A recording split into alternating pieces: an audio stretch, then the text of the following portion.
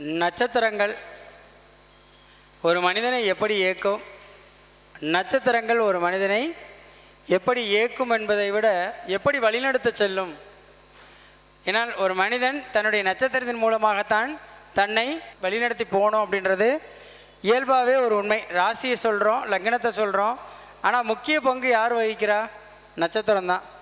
அப்போது நட்சத்திரத்தின் மூலமாக வாழ்வில் வெற்றி பெறலாம் என்பது நம்மளுடைய கோவை மண்ணின் மைந்தர் அன்பு சகோதரர் ஐயா பாலமுருகன், நட்சத்திர பாலமுருகன் ஐயா அவர்களை பேச வருமாறு செந்தூரான் ஜோதிட அறக்கட்டளையின் சார்பாக வருக வருக என அன்புடன் வரவேன். ஸ்ரீ செந்தூரான் ஜோதிட அறக்கட்டளையின் 11வது மாதாந்திர கருத்தரங்கின்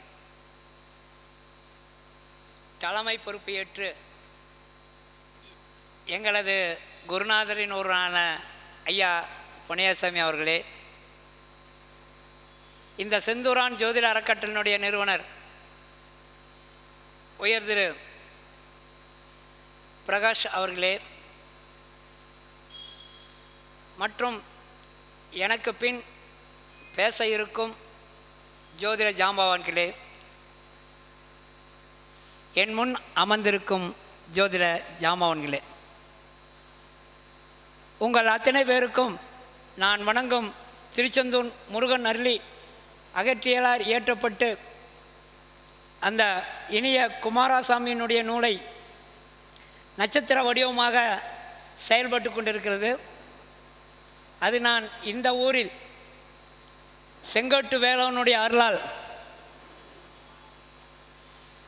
உங்கள் முன் ஒரு சில கருத்துக்களை பதிய உள்ளேன். நட்சத்திரம் எல்லா சப்ஜெக்ட்லேயுமே, அதாவது நாம் எடுக்கிற ஒவ்வொரு சப்ஜெக்ட்லேயுமே நட்சத்திரம் இருக்கும். நட்சத்திரம் இல்லைன்னாவே அந்த சப்ஜெக்ட் இல்லை. ஜோதிடத்தில் பாவங்களாகட்டும், கிரகங்களாகட்டும், அல்லது நீங்கள் எந்த ஒரு படிக்கக்கூடிய எந்த ஒரு சப்ஜெக்டாக இருந்தாலும் அதில் நட்சத்திரம் இருக்கும். முதல்ல நம்ம ஜோதிடராகிய நம்ம என்னன்னா, ஜோதிடனுடைய வார்த்தைகள் என்னென்னங்கிறது கேட்டுக்கணும். அந்த வார்த்தைகளுக்கு என்ன அர்த்தம்? நிறைய ஜோதிட வார்த்தைகளே யாருன்னு தெரியாத வச்சுருக்கிறீங்க. முதல் நம்ம ஜோதிடங்கிறதுக்கு முன்னாடி ஜோதிட வார்த்தைகள் வேணும். சமயம்னு ஒரு சப்ஜெக்ட் இருக்குது ஜோதிடத்தில். ஒவ்வொரு இடத்துலையுமே பாருங்கள், இது யாருக்கும் தெரியாது, சப்ஜெக்டாகவே இருக்குது. 27 நட்சத்திரத்துக்கு சப்ஜெக்டாகவே அந்த இருக்குது உங்களுக்கு. இது யாருக்குமே தெரியும். நிறைய இந்த மாதிரி சப்ஜெக்ட் இருக்கிறப்ப எல்லாமே நன்மை பயக்கும் ஜாதகங்கள் 6, 8, 12 இருக்கக்கூடாது. சரி, 6, 8, 12 என்ன நடக்கும் அதை யாரும் சொல்ல மாட்டேங்கிறோம். ஒரு ஜாதகத்தை எடுத்தோன்னா 6, 8, 12 இருக்கு. அப்போ அந்த 6, 8, 12 என்ன செயல்பாடுகள் நன்மை இருக்கிறது, என்ன செயல்பாடுகள் தீமை இருக்கிறது. 6ஆம் இடம் இல்லைன்னா வேலைக்கு போக முடியாது, சர்வீஸ். 6ஆம் பாவம் 10ஆம் பாவம் சூரியனெல்லாம் வேலைக்கு போக முடியாது. இது இப்போ கொஞ்ச நேரத்துக்கு முன்னாடி ஐயாட்ட காமிச்சேன், கேபியில் வந்தால் இருக்கும். அதே உங்களுக்கு கால விதான பத்ததிங்கிற நூலில் பிரிச்சிருப்பாங்க. இந்த மாதிரி ஒவ்வொன்றும் ஒரு தீமையான செயலில் நன்மை இருக்கும். எல்லாரும் அடிப்படை படிக்கிறப்ப என்னன்னா, 2ஆம் அதிபதி 7ல் இருந்தா, 8ஆம் அதிபதி 9ல் இருந்தா, இதைத்தான் படிச்சுட்டு இருக்கிறோம். அந்த பாவக பலனை நிர்ணயிக்கும் பலன் யாரும் சொல்லி தர மாட்டாங்க. ஒரு பாவகம் இந்த இடத்தில் இருக்குது, அதன் பலன் என்ன, அதை எப்படி நிர்ணயிக்கிறது. 2 ஆதிபத்தியம் கொண்ட 5 கிரகங்களும், ஒரு ஆதிபத்தியம் கொண்ட 2 கிரகங்களும், எந்த ஆதிபத்தியம் முதல் செய்யும், எந்த ஆதிபத்தியம் 2வது செய்யும், திசையினுடைய முதல் பகுதி எது செய்யும், 2வது பகுதி எங்கு செய்யும், இதை பிரிக்கிறது தான் என்னன்னா ஆதிபத்திய சுபர்கள், அதாவது நைசரிக் ஆதிபத்திய சுபர்கள், ஆதிபத்திய அசுபர்கள், இயற்கை சுபர்கள், இயற்கை அசுபர்கள். ஒன்றுக்கொன்று ஒரு முரண்பாடுகள் அல்லது ஒன்றுக்கொன்று ஒரு செயின் லிங்கோட இருக்கும். அந்த செயின் லிங்கை யாருமே எடுத்துக்கிறது இல்லை. ஒரு தசா நடக்குதுன்னா அந்த தசாவை 2ஆக பிரித்து முதல் பகுதி மூலத்திரிகோண பகுதியை செய்யும், 2வது பகுதி ஆட்சி வீட்டை செய்யும். எல்லாமே அப்படி தான் இருக்கும் ரூல்ஸில். சூரியன் சந்திரனை தவிர. இதை யாரும் எடுத்துக்கிறது இல்லை. எந்த காலகட்டத்தில் நடக்கிறது, எப்போ நடக்குது, நிறைய இது பார்த்துட்டு இருந்தோம். இப்போ ராகு திசை பிறந்தவர்களுக்கு தன்னுடைய சொத்தோ தந்தை சொத்தோ பிரச்சனைக்குரியவர்களாக இருக்கும். இது எப்போ எடுத்தோன்னு சொல்லிட முடியாது. அப்போ ராகு திசை பிறந்தவர்கள், திருவாதிரை சுவாதி சதய நட்சத்திரத்தில் பிறந்தவங்களுக்கு ராகு திசை வரும். அவங்க குரு திசை ராகு புத்தியில் ஒரு பிரச்சனையை சந்திக்கிறாங்க. இதைத்தான் சொல்லியிருக்கு. அப்போ எப்படி சந்திக்கிறாங்க யாருமே கணக்கு போட மாட்டேங்கிறோம். ஆக ராகு திசை வந்தோன்னா புதன் திசையில் ஒன்று இவருக்கு சொத்துக்கள் அழியும், இல்லை என்றால் இவர் தந்தையினுடைய சொத்துக்கள் அழியும். ஏன்னா ஜாதகம் தானே பார்க்குறோம், ஏன் தந்தையினுடைய சொத்துக்கள் அழியுதுன்னு நம்ம சொல்கிறோம். இவர் பிறந்தது ராகு திசை, அடுத்த திசையே குரு திசை வந்துடும். ஆக இவர் ராகு திசையில் 4ஆம் பாதத்தில் பிறந்தால் குரு திசையில் 27 வயசு அல்லது 28 வயசுக்குள்ளே இருக்கும். அப்போ சொத்து அழியிறது இவருக்கு இருக்காது, இவங்க அப்பாவுக்கு இருக்கும். இதே ராகு திசை முதல் பாதத்தில் பிறந்திருந்தால், திருவாதிரை 1 சுவாதி 1 சதயம் 1 பாதங்களில் பிறந்திருந்தால், இவர்களுக்கு ராகு திசை குரு திசை வரும்பொழுது இவர்கள் 40 வயது அல்லது 42 வயது அல்லது 48 வயது இந்த வயதுக்குள்ளே இருப்பாங்க. இவர்களுடைய சொத்து அழியும். யாருக்காக இருந்தாலும் இப்போவும் எடுத்துக்கோங்க, குரு திசையில் சம்பாரிச்சன்னு யாராச்சும் முதல்ல சொல்லிட்டாங்க, குரு திசை ராகு புத்தியில் அந்த அவர்களை அனுபவிக்க விடாது, இல்லைன்னா அவர்களே இல்லை. குறிப்பாக சந்திர நட்சத்திரத்தில் பிறந்துட்டு குரு திசை முதல்ல எனக்கு அள்ளி கொடுத்துருச்சுன்னு வார்த்தை வந்துச்சுன்னா முடிஞ்சுது.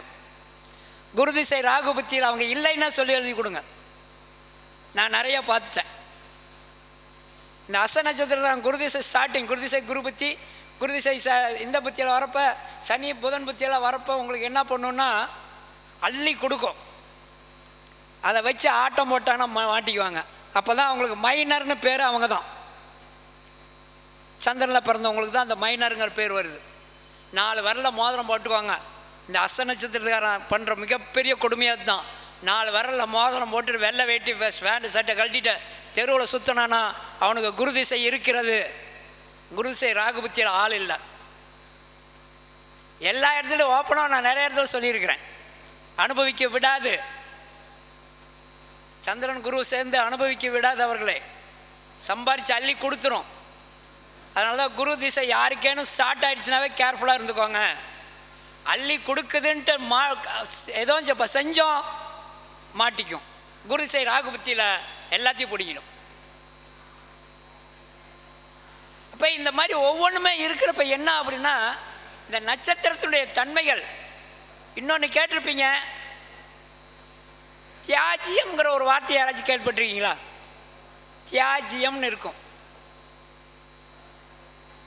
பாவகத்தில் ஒரு நட்சத்திர புள்ளி தியாஜியமாக தான் இருக்கும். 12 பாவத்துக்குமே தியாஜியம் இருக்குது. அப்போ இந்த தியாஜியம் 12 பாவத்தில் நிற்கக்கூடிய முதல் தியாஜியம்னா என்ன?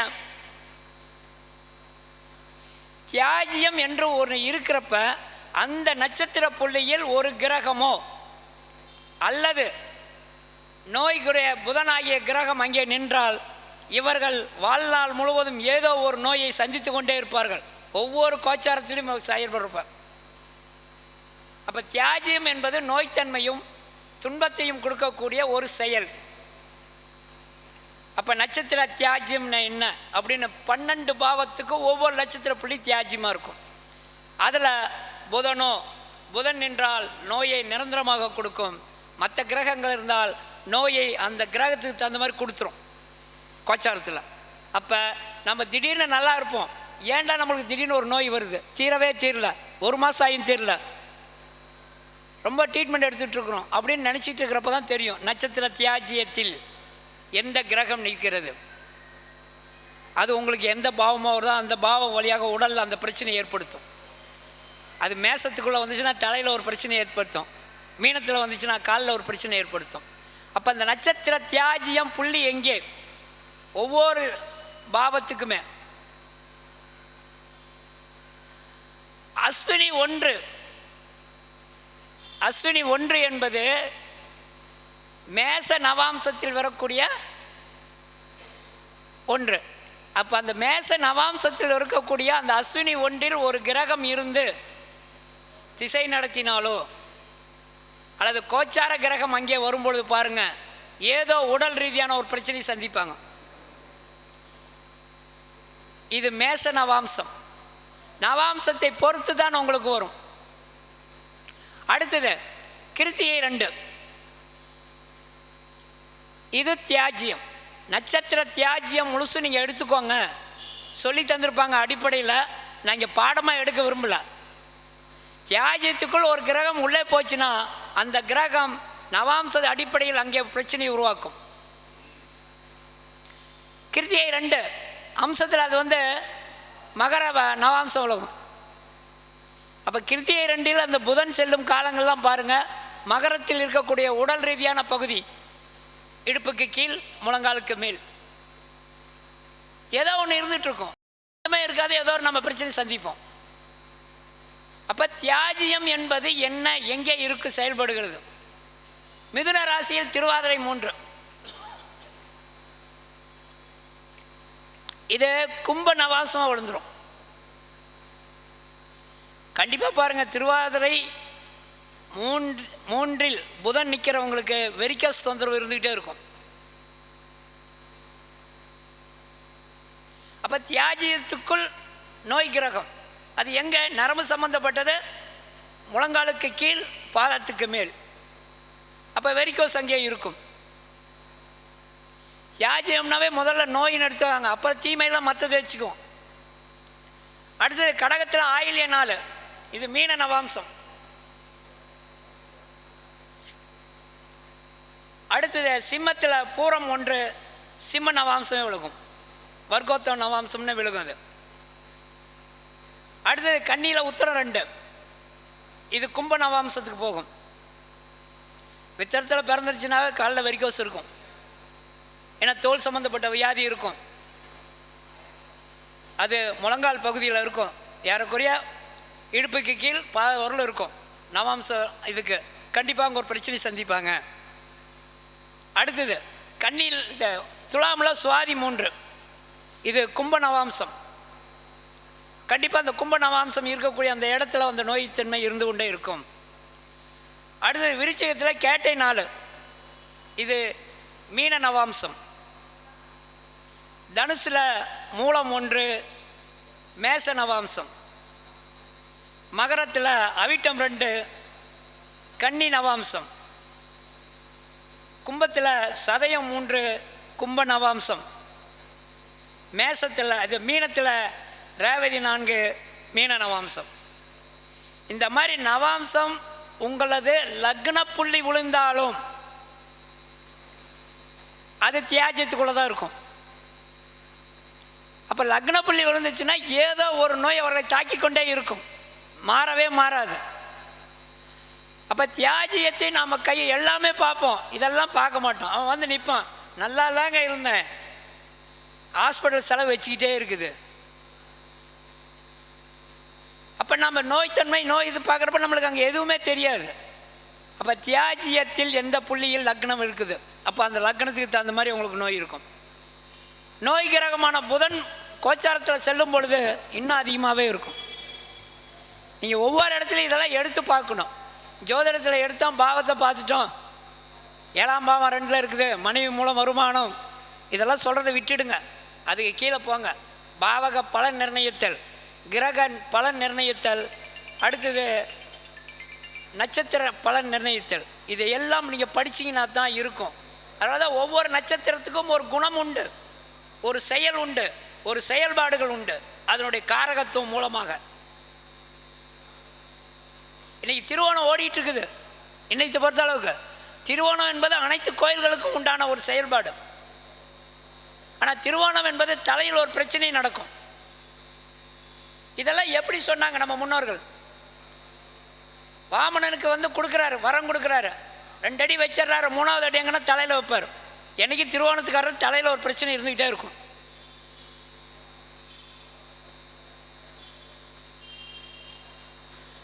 அப்போ திருவோணத்தில் இன்னொன்று என்னென்னா, நீங்கள் வேணால் பாருங்கள், இந்த திருவோணத்தில் இருக்கிறவங்களுக்கு 10 நாளைக்கு ஒரு பிரச்சனை இருக்கும்.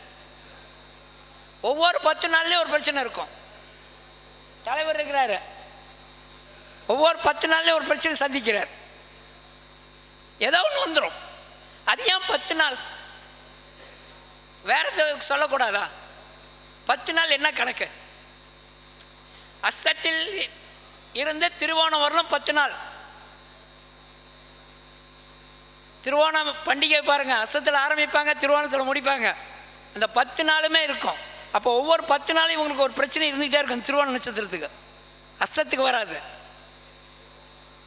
அப்போ என்ன நடக்குது? இன்னைக்கு நடந்துச்சுன்னா அடுத்த 10வது நாள் என்ன? ஏதோ ஒன்று வந்து சிக்கும். ஆனால் நல்லா இருப்பாங்க. ஏன்னா ஒவ்வொரு அடியும் அவர்கள் கவனமுடன் எடுத்து வைக்கக்கூடிய அடி. இன்று இதை செய்ய வேண்டும், நாளை இதை செய்ய வேண்டும், நாளைக்கு இதை செய்ய வேண்டும், ஷெட்யூல் பண்ணி இருப்பக்கூடிய நட்சத்திரம் வந்து திருவோண நட்சத்திரம். ஒவ்வொரு நட்சத்திரத்துக்குமே இன்னைக்கு திருவோணம், நாளைக்கு அவிட்டம், ஒரு சிறப்பான ஒரு செயல்பாடுகள் நடக்கக்கூடிய நாள் நாளைக்கா இருக்குன்னு நினைக்கிறேன். அப்போ அது எப்படி போகிறது, எதை வைத்து செல்கிறது சொன்னா கரெக்டாக தான் இருக்கும். ஒவ்வொருமே நம்ம எல்லாருமே ஜோதிடர்கள் அந்த கணிப்பை நாம் எடுத்தோம். எல்லாருமே வந்து அந்த கணிப்பை எல்லாத்துக்குமே பொய்யாகிவிட்டது. ஏன் பொய்யாகிவிட்டது என்பதை நாம் கண் கூட பார்க்கணும். அங்கே திருத்தப்படக்கூடிய நிறைய இருக்குது. அப்போ ஒவ்வொரு செயலையுமே நட்சத்திர வாயிலாக, அஸ்வினி நட்சத்திரம் ஒன்று இருக்குது ஒரு குடும்பத்தில் இருக்குது. நேற்று கூட நான் ஒரு பாடத்தில் எடுத்துகிட்டு இருந்தேன். திருவாதிரை என்ற நட்சத்திரம் பாடமாக எடுத்துக்கொண்டிருந்தேன். வீட்டில் ஒரு திருவாதிரை ஒரு நட்சத்திரம் இருந்து கொண்டிருந்தால் அந்த வீட்டில் அஸ்வினிங்கிற ஒரு நட்சத்திரம் இருக்கும். எடுத்து பாருங்க. திருவாதிரைன்னு ஒருத்தர் யாரோ ஒரு இருந்தா அஸ்வினி நட்சத்திரம் இருக்கும், இல்லைன்னா அஸ்வினி நட்சத்திரம் பிறக்கும். இது இயற்கையாக அந்த குணநலங்களுக்கு ஒட்டி அமைஞ்சது. எல்லாத்துக்குமே இருக்கும். இது போய் வராது, நிறைய இருக்கும். உங்களுக்கு திருவாதிரை சொல்லலாம், மைனஸ் நிறைய சொல்லலாம். மறைத்து வைக்கும் எண்ணம் அவர்களுக்கு இருக்கும். திருவாதிரை வீட்டில் யாராச்சும் இருந்தாங்கன்னா உப்பு டப்பாவில் 5 ரூபா கிடக்கும், இந்த டப்பாவில் ஒரு 10 ரூபா கிடக்கும். லேடிஸாக இருந்துச்சுன்னா மூளைக்கு மறைச்சி வச்சுருப்பாங்க. இது நாம் கண்கூட பார்த்த ஒரு உண்மை. 2000 நோட்டு பிளான் பண்ணாங்க. 3 மாதம் கழிச்சு கரெக்டாக எனக்கு தெரியும் திருவாதிரை கண்டிப்பாக இவங்ககிட்ட இருக்குன்னு சொல்லி நான் கேட்டேன். கண்டிப்பாக தொலைவு பாருங்கள் 2000 நோட்டு இருக்குது எடுங்க அப்படின்னும். இல்லைன்னு சொல்லிட்டு மறுபடியும் 2 மாதம் கழிச்சு, சார் புடவை கடையில் பேப்பரு கீழே ஒரு 4 நோட்டு இருக்குது சார் அப்படின்ட்டு வந்தாங்க. அப்போ அவங்க ஏதோ ஒரு இடத்துல மறைக்க. அப்போ ஏன் மறைக்கிறது? ஈஸ்வரன் கங்கையை முடியில் மறைத்து வைத்திருந்தார். அழகை ரசிப்பவர்கள் எங்கே அழகு இருக்குதோ அங்கெல்லாம் நின்று வேடிக்கை பார்ப்பாங்க. சந்திரன் 3ஆம் பிரயாணம் எடுத்து தலையில் வச்சுக்கிட்டார். திருவாதிரை என்பது ருத்ரன் பிறந்தது. அவருடைய கேரக்டரோடு இருப்பாங்க. அதனால தான் ஒவ்வொன்றுமே சொல்லியிருந்தோம். திருவாதிரை என்பது ராமானுஜர் பிறந்தது. அப்போ ராமானுஜர் பிறந்தனுடைய அவர் குணநலங்கள் அங்கே இருக்கும். நல்லதும் சொல்லணும், கெட்டதும் சொல்லணும். அப்போ தான் திருத்துவதற்கு அவர்களுக்கு எளிமையாக இருக்கும். வீட்டில் என்றுமே மோசமான ஒரு வார்த்தையை பயன்படுத்தி கொண்டே இருப்பார்கள். இந்த உலகத்தில் நான் வாழ்வதை விட போயிடலாங்கிற வார்த்தையை சொல்லிக்கிட்டே இருப்பாங்க. ஏன்னா அந்த திருவாதிரை நட்சத்திரத்துக்கு அது வரும். காற்று ராசியில் தொங்கிக் கொண்டிருக்கக்கூடிய ஒரு செயல்பாடுகள். அது திருவாதிரை நான் முதல்ல சொல்லியிருக்கேன். திருவாதிரை என்பது தற்கொலை முயற்சிக்கு செய்யக்கூடிய ஒரு நட்சத்திரமாக இருக்கும். ஆனால் 3ஆம் இடத்தில் திருவாதிரை முயற்சிக்கு ராகு பிரம்மாண்டமான முயற்சி செய்வார்கள். ராகு நட்சத்திரத்தை சாதாரணமாக நினச்சிடக்கூடாது. நிறைய மேடையில் நான் ராகு பற்றி தான் பேசியிருப்பேன். 3-7-11 முழு நட்சத்திரமாக உட்காந்துருக்குது ராகுடைய நட்சத்திரம். 3 எண்ணங்கள், 7ங்கிறது கூட்டாளி செயல்பாடுகள் எல்லாமே காரகத்துவம் போட்டு 11 நிறைவேறுதல். அவங்க திருமண வாழ்க்கை பாருங்கள் என்றைக்குமே நல்லாயிருக்கும். ராகு நட்சத்திரத்தில் பிறந்துச்சுன்னா திருமண வாழ்க்கை நல்லாயிருக்கும். மனைவியினுடைய எண்ணத்தை பூர்த்தி செய்து கொண்டே இருப்பார்கள். மனைவி கேட்டதெல்லாம் வாங்கி தருவாங்க. அப்போ ஒவ்வொரு நட்சத்திரத்தினுடைய குணாலங்கள் எங்கே இருக்கு? அது இயற்கையிலேயே காமத்திரிகோணத்தில் இருக்கிறதுனால அது இயற்கையிலே காமத்திரிகோணம். அது விடுங்க, ஏன் செய்கிறார்கள் என்பதுதான் முக்கியம். நான் மேடையில் கூட சொல்கிறப்ப சொன்னேன், ராகு இல்லாமல் தாலி கயிறு வாங்க முடியாது, ராகு இல்லாமல் கழுத்தில் தாலி ஏறாது.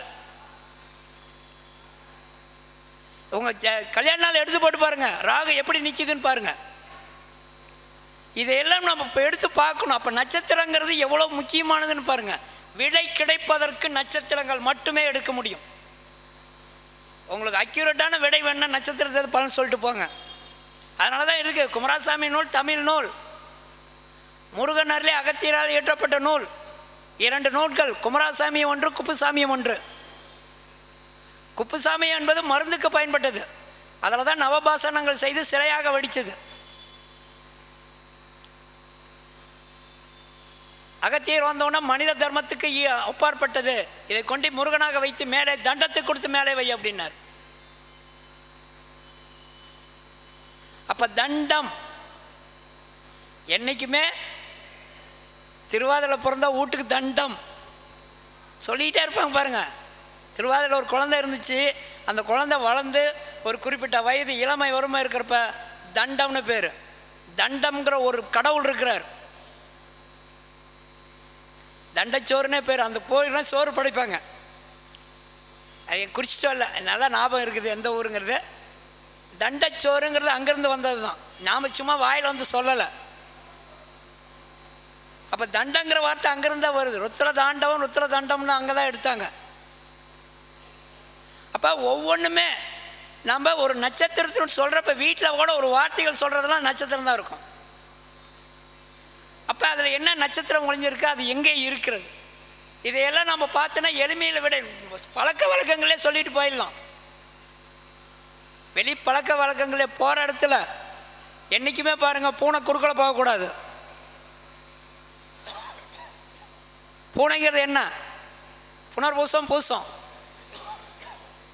நீ சொல்லுவாங்க ஒரு காரியத்துக்கு பூனை குறுக்கே போனால் ரெண்டுமே என்ன அப்படின்னா, குறுக்கில் போகிறது பூனைக்கு இருக்க நம்மளுக்கு சம்மந்தம் கிடையாது. குறுக்கில் போனால் நம்ம வீட்டை விட்டு நல்லதுக்கு போனால் யார் எதிர்த்து வரக்கூடாது, கனவுல இல்லாத முன்னாடி வரக்கூடாதும்பாங்க தெரியுமில்ல. அதே தான் புனர்பூசம், பூசம், விதவை நட்சத்திரம். பூனை குறுக்கில் வரக்கூடாது. இப்போ இந்த மாதிரி ஒவ்வொரு நட்சத்திரத்துக்கும் இருக்கிறது. பூச நட்சத்திரம் வீட்டில் இருக்கிறாங்கன்னா கண்ணாடி போட்டுட்டு தான் இருப்பாங்க. கண்ணாடி போடல அப்படின்னா பொருளாதாரம் வராது உங்களுக்கு. ஒரு கண்ணாடி போடுங்க பாரு, பொருளாதாரம் வந்துகிட்டே இருக்கும். இதுக்கு எல்லாம் காரணங்கள் கொடுத்துருக்குறாங்க. ஒவ்வொரு நட்சத்திரத்துக்கும் ஒரு காரணம் உண்டு. அடுத்தவர் முதலில் ஏறக்கூடிய நட்சத்திரம் மக நட்சத்திரம். அடுத்தவங்க முதுகில் ஏறி தான் பயணமே பண்ணுவாங்க. அதனால தான் அது பேர் என்னன்னா பல்லக்குன்னு வச்சுருக்குது. இவங்க ஏறி உள்ளே உட்காந்துக்குவாங்க, 5 பேர் தூக்கிட்டு போவாங்க. அந்த குறியீடும் நமக்கு சிறப்பாக இருக்கும். அந்த குறியீட்டிலும் ஒரு கருத்து வெளிப்படும். ஐயாட்ட காமிச்ச ஒன்றுங்க உங்களுக்கு, ஒரு சிவகிரகம் நன்மை செய்யுமா தீமை செய்யுமா அப்படிங்கிற ஒரு கேள்வி இருந்தது. ஒரு சிவகிரகம் சுபகிரகம் சுப இடத்தில் சுபமான செயலில் உள்ளே போய் உட்காந்துருந்தா நன்மை பயக்குமா தீமை பயக்குமான்னு ஒரு பட்டிமன்றமாக எங்களுக்கு நடந்தது. அப்போ சொல்லியிருந்தோம், 9 சுபகிரகம் ஆகி 9ஆம் இடம், லக்னத்துக்கு 9ஆம் இடம் சுபகிரகம், அதில் சுபர் உட்காந்துருந்தால், இப்போ தான் ஐயாட்ட காமிச்சேன், கொஞ்சம் ஜாக்கிரதையாக இருந்துக்காங்கன்னு சொல்கிறது தான். ஏனென்றால் அந்த சுபகிரகங்களும் மாறித்தன்மையான செயல் இருக்கும். எல்லாமே அசுப கிரகம் தான் செய்யும்னு சொல்லவே கூடாது, அசுப இடம் தான் செய்யக்கூடாதுன்னு சொல்லாது. இதைத்தான் எங்கள் குருநாதர் என்னம்பாங்க, ஒவ்வொரு குருநாதரும் வார்த்தை முக்கியம்பாங்க. நான் சொல்கிற வார்த்தைகள் தான் முக்கியம்பாங்க. அவங்க சொல்கிறத டிட்டோ பிரகாரம் நாங்கள் எழுதுவோம். 3ஆம் இடம் பாவராகி ராகு நின்றால் பெண் ஜாதகத்தில் அந்த பெண் வழி தவறுவாள் அப்படின்னு சொல்லிவிட்டு விட்டுட்டாரு. என்னடா இது இந்த மாதிரி சொல்கிறாங்க, ஆனால் சொல்கிறதுல ஏதோ ஒன்று இருக்குது, அது வேணால் எங்களுக்கு தெரியும். ஆனால் எடுத்தவங்க மாதிரி சொல்கிறாங்களே. ஒவ்வொன்றும் நாங்கள் சொல்கிறோம், ஐயா பாருங்க ஐயா, மேசராசி 3ஆம் இடத்தில் ராகு இருக்கிற பெண் பாருங்கள், இப்படி இருக்கிறாங்க, சூப்பராக இருக்கிறாங்க, நீங்கள் சொன்னது தப்புனா. நான் சொன்னது இன்றைக்கும் சொல்கிறேன், நான் சொன்ன வார்த்தைகள் சரி அப்படிங்கிறார். அந்த பெண்ணை கொண்டு முன்னாடி நிறுத்துகிற பேர் சொல்கிறோம், ஐயா இந்த பெண்ணை பற்றி உங்களுக்கு தெரியும், மேசராசி மேச லக்னம் 3ஆம் இடத்தில் ராகு நிற்கிது பாருங்கள், இந்த பெண் நல்லா தானே இருக்கிறாங்க, ஆனால் நீங்கள் சொல்கிற விதி தப்பு அப்படின்னு. என்றைக்கும் குருமாதர் சொல்ல விதி தப்பே ஆகாது, அது எங்களுக்கு தெரியும். இருந்தாலும் இப்போ நடந்த சூழ்நிலை தான், 2 பேரை அடிச்சுக்கிட்டு இருக்கிறப்ப வேற ஒரு ஆள் உள்ள வந்து இறங்குறப்ப அந்த மாதிரி தான் இது.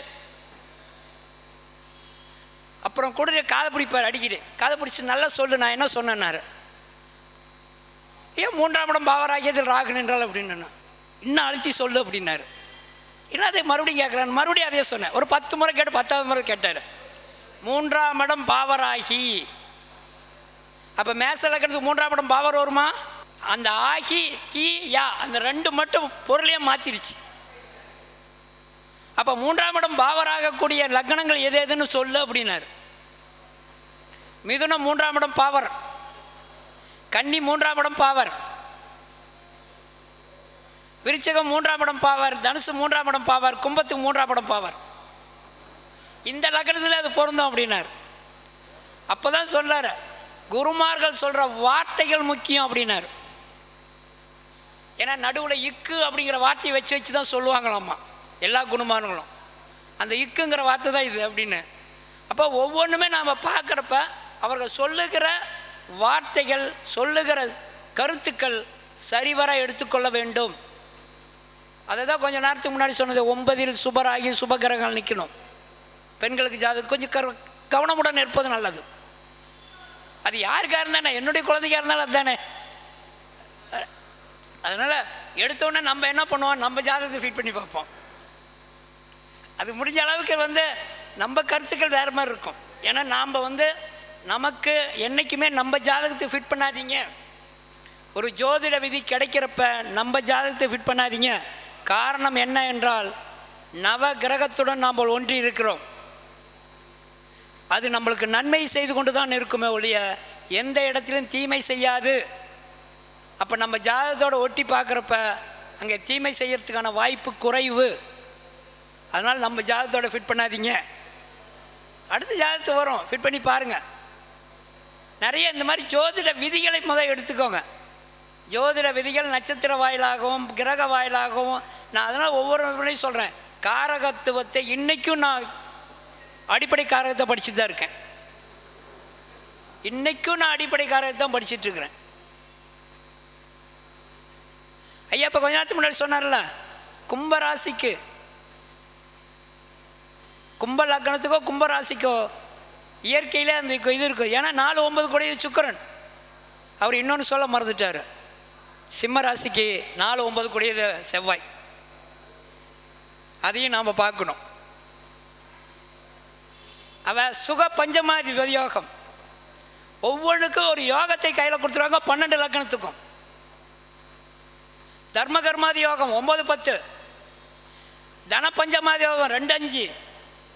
யார் யாருக்கெல்லாம் இருக்கிறது, அது 12 லக்னத்துக்கு எப்படி இருக்கும், அது நீச்சமாகக்கூடிய தன்மையில் எப்படி வரும், உச்சமாகக்கூடிய தன்மையில் எப்படி வருங்கிறது சொல்லணும். இதன் அடிப்படையில் தான் எந்த கிரகமும் உச்சமாகக்கூடாது ஒரு ஜாதகத்தில். ஒரு ஜாதகம், எங்கள் ஜாதகத்தை எடுத்தால் சார் சுக்கிரன் உச்சம் எனக்கு சொல்லிடாதீங்க. அந்த ஜாதகம் கண்டிப்பாக ஒரு பிரச்சனை சந்திக்கும். குரு கடகத்தில் உச்சம் சார், எங்கள் பாருங்கள் ஜாதகத்தில் குரு கடகத்தில் உச்சம், இந்த வருஷம் குரு உள்ளே வராரு, கடகத்துக்கு வராரு, ரொம்ப ஜாக்கிரதையாக இருங்க. எந்த வயசு, 4 வயசு 5 வயசு தான் வரும், அதுக்கு மேலே வராது. காரணம் என்ன, 12 24 36 48 50 60 இந்த வயசுக்குள்ளே தான் இருப்பாங்க. யாருக்கெல்லாம் கடகத்தில் குரு உச்சமாக இருக்கிறதோ இந்த வருடம் அவர்களுக்கு இந்த 5 வயசு தான் இருக்கும். இன்றைக்கி இருக்கிற சூழ்நிலை எதுவும் சொல்ல முடியாது. ஏன்னா குரு உச்சமாச்சுன்னா இதய பகுதியில் கொழுப்பு அண்டும், கோச்சார கிரகம் உள்ளே வருது. ரொம்ப கேர்ஃபுல்லாக பார்த்துக்காங்க உடல் ரீதியாக. சொல்லிவிடுங்க, வரவங்க கூட சொல்லிவிடுங்க. இந்த வயசில் வந்தாங்கன்னா ஓப்பனாக எடுத்து பார்த்துட்டு உடலை பார்த்துக்கோ. ஏன்னா குரு உள்ளே வரார். ஏற்கனவே கொழுப்பும் இதயமும் இருக்குது, இன்னொரு கொழுப்பு உள்ள வருது, ஏதோ ஒரு சிக்கலை உண்டு பண்ணுவார். இந்த கொழுப்பு இல்லைன்னா கூட மன ரீதியான கொழுப்பு ஒன்று இருக்குது, அதை செய்ய விட்டுருவார். கொழுப்பில் ஆடுறான்னு சொல்லுவாங்கள்ல, அதை ஆட விட்டுருவார். இதெல்லாம் வந்து ஒவ்வொன்றுமே இருக்குது. ஒவ்வொரு கிரகமும் உச்சமாகக்கூடாது, எந்த கிரகமும் ஆட்சி பெறக்கூடாது. எல்லாத்துக்கும் விதிகள் இருக்கிறது. ஆட்சி பெற்றால் என்ன நடக்கும், உச்சம் பெற்றால் என்ன நடக்கும்? 12 தான் சுக்கிரன் உச்சம், ஆடிடுவானுங்க சுக்கிரன் இருக்கிறவங்க, உச்சமாக இருக்கிறவங்க. அப்போ அதற்கு மேலே போகிறப்ப என்ன ஆகுன்னா, பாவ காரகத்துவம், கிரக காரகத்துவம். ஒரு பாவ காரகத்துவம் என்னன்னா, பாவத்தினுடைய காரகத்துவ கிரகங்க என்னன்னு கண்டுபிடிக்கணும். எல்லாரும் சொல்லுவாங்க தனபாவ அதிபதி யார், தனபாவ அதிபதி யார்? பிரகாஷ் கேள்வி கேட்ட மாதிரி தான், தனபாவத்துக்கு அதிபதி யார் சொல்ல முடியுமா? இங்கே யாராச்சும் சொல்ல முடியுமா? சுக்கிரன். நான் நல்லா சொல்லுங்க, தன பாவத்துக்கு அதிபதி. இங்கே தான் நம்ம பிரிக்கணும். தனபாவ காரகத்துவத்தை எடுத்து அதன் அதிபதி குருவாக வருவார். பணத்துக்கு அதிபதி யார்? அப்போ பாவ காரக அதிபதி யார் பிரித்து பார்க்கணும். 4ஆம் பாவ காரக அதிபதி யார்? 4ஆம் பாவ காரக அதிபதி, 4ஆம் பாவ அதிபதி சுக்கிரனும் செவ்வாயும். அப்போ நம்ம 4ஆம் பாவ இடத்துல சந்திரனே பிடிச்சிட்டு இருந்தால் மாட்டிக்குவோம். அதனால தான் சொல்கிறேன், பாவக காரக நிர்ணயம் பண்ண வேண்டும். யாராருக்கெல்லாம் 4இல் காரகன் செவ்வாய் இருக்கிறதோ, ஒன்றா 4ல் செவ்வாய் இருந்துச்சு நீச்சம் அது இதுன்னு சொல்லாதீங்க. இடபலன்கள் அதிகமாக இருக்கும், ஆனால் பிரச்சனையை சந்தித்து கொண்டே இருப்பார்கள். காரகன் 2ஐயும் கொடுத்துட்ருப்பார். வருளணி பொருளணின்னு சொல்லி வரும். ஆதிபத்திய சுபர் ஆதிபத்திய பாவர்னு ஒரு குரூப் இருக்கும், இயற்கை சுபர் ஏசிய பாவர்னு ஒரு குரூப் இருக்கும். 2 பேரும் எங்கே கலக்கிறாங்கங்கிறத நீங்கள் பார்க்கணும். எல்லாமே கணக்கீடு முறை தான் சொல்லிவிட்டு அதுக்கப்புறம் நீங்கள் இங்கேயே இப்படியே உக்காந்துட்டு இருந்தால் பாடத்தை கேட்டுட்டு மீட்டிங்கை போட்டுட்டு பண்ணணும். ஆனால் உங்கள் தேவைகள் என்ன? பணம், துட்டு சம்பாதிக்கணும். ஏன்னா இங்கே உட்காந்து நம்ம கருத்தரங்கம் போடுறதே அதுக்கு தான். அப்போ இது எதற்கும் இது பயன்படாது. கடைசியாக எங்கே கொண்டு நிற்போம்? 2 பரிகாரத்தை சொல்லி அங்கே அழிச்சு விட்டா அங்கேருந்து காசு சம்பாதிக்கிறத நிற்போம். அதையும் விட்டுறாதீங்க. ஏன்னா காசு கிடைக்கிற இடம் தானே, விட்டுறாதீங்க, சம்பாதிங்க. முதல்ல சம்பாதனை ஜோதிடருக்கு முக்கியம். அதனால தான் ஒவ்வொரு மேடையிலும் சொல்கிறேன், இங்கேயும் சொல்கிறேன், மேடைகளுக்கும் சரி, முன்னாடி இருக்கிற யார் இருந்தாலும் சரி, இந்த கூட்டத்துக்குள்ள யார் இருந்தாலும் சரி, 2ஆம் பாவம் கெட்டு தான் இங்கே உட்காந்துருக்கிறீங்க. எந்த ஜாதகம் வேணாலும் எடுத்து போடுங்க, 2ஆம் பாவம் கெட்டு போய் தான் உட்காந்துருக்கிறீங்க. கெட்டு போகிறதுக்கு 12 விதி, 12 விதியில் ஏதோ ஒரு 2 விதி அதுக்குள்ளே இருக்கும். அப்போ 2ஆம் பாவம் கெட்டு தானே உட்காந்துருக்குன்னா என்ன இருக்கு? இது போயிடுச்சுன்னு அர்த்தம். இல்லைன்னா வேற ஒன்று போயிடும். 2ஆம் பாவ காரகத்துக்கு வேற ஒன்றா போயிடும். இதெல்லாம் யோசனை பண்ணிக்கிட்டு தீர இருந்து அமைதியாக நம்ம இது பண்ணிட்டு நம்ம ஜோதிடத்தும் ஜோதிட குடும்பமும் வாழணும், நாம்ளும் வாழணும். சிறப்பாக இருக்கக்கூடிய இந்த தருணத்தில் இந்த செந்தூரான் அறக்கட்டனுடைய நிறுவனர் உயர் திரு பிரகாஷ் அவர்களுக்கு மற்றும் ஏனையோருக்கு நன்றி கூறி அமைகிறேன். நன்றி, வணக்கம். ஒவ்வொரு மேடையிலுமே, பிரகாஷ் மேடையில் நான் ஒவ்வொரு மேடையிலும் மேடை ஏறி பேசும் பொழுது ஏதோ ஒரு கருத்துக்கள் அடங்கிய ஒரு 24 பக்க தொகுப்புகளை கொடுத்துட்டு தான் இருப்பேன் நான். அந்த 24 தொகுப்புகளை அது தொகுப்புகள் வந்து எனக்கு கூடி சீக்கிரம் சொன்னதுனால அதை எதுவும் செய்ய முடியல. ஒரு தொகுப்பு அடங்கிய ஒரு புத்தகமாக நான் ஒட்டு இருக்கிறேன். இவர் கையில் ஒப்படைக்கிறேன். அவர் கடையில் வந்து நீங்கள் ஜெராக்ஸ் எடுத்துக்கிட்டு நகல் எடுத்து நீங்கள் எடுத்து வச்சுக்கோங்க. அது என்னுடைய சார்பாக தான் கொடுத்துருக்குறேன். இந்த புத்தகத்தை வெளியிடும்படி ஐயா பொன்னையாசாமிகள் அவர்களுக்கும் அதை புத்தகத்தை பெறும்படி உயர் திரு பிரகாஷ் அவர்களையும் அன்புடன் அழைக்கிறேன். இந்த சிறிய குறிப்படங்கிய நூலை ஐயாட்ட கொடுத்து ஐயா அவர்கள் வெளியிடும்படி சகோதரி கனகாம்பர்களையும் வருகின்ற வரவேற்று அவர்களை பெற்றுக்கொள்ளும்படி அன்புடன் அழைக்கிறேன். வாருங்கள். நட்சத்திர பாலமுருகன் ஐயா அவர்களுக்கு கனகாம்பாள் அவர்கள் பொன்னடை போற்றி கௌரவப்படுத்துவார்.